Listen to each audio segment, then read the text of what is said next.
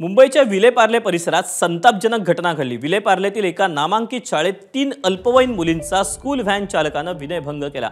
मुलींच्या पालकांच्या तक्रारीवरून जुहू पोलीस स्टेशनमध्ये गुन्हा दाखल करण्यात आला। या प्रकरणी जुहू पोलिसांनी गुन्हा दाखल करून व्हॅन चालकाला तात्काळ अटक केली। पोलिसांकडून मिळालेल्या प्राथमिक माहितीनुसार शाळकरी मुलींना व्हॅनमध्ये बसवताना चालक गैरवर्तन करायचा, तसंच चुकीच्या पद्धतीने लहान मुलींना स्पर्श करायचा। 3 शाळकरी मुलींनी आपल्या पालकांना याबाबत माहिती दिली।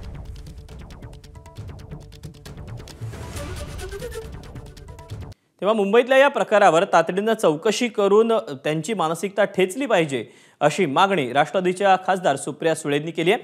तर चिमुकलीला न्याय मिळावा यासाठी फास्ट ट्रॅकवर केस चालवण्यात येईल असं भाजपच्या महिला प्रदेशाध्यक्ष चित्रा वाघ यांनी म्हटलंय। ह्या गोष्टीचा अर्थातच आपण जाहीर निषेधच केला पाहिजे।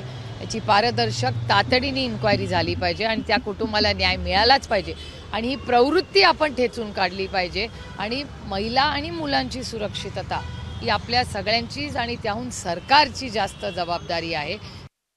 या प्रकरणात त्या चिमुकलीला न्याय मिळावा म्हणून देवाभाऊंच्या नेतृत्वात सरकार सर्वतोपरी मदत करणार आहे। पीडित कुटुंबियांना चांगल्यात चांगला वकील देऊन फास्ट ट्रॅकवर केस चालवली जाईल आणि त्या हरामखोराला कठोरात कठोर शिक्षा म्हणजे फाशीच व्हायला पाहिजे आणि तिला न्याय मिळेपर्यंत आम्ही शांत बसणार नाही। एबीपी माझा, उघडा डोळे बघा नीट।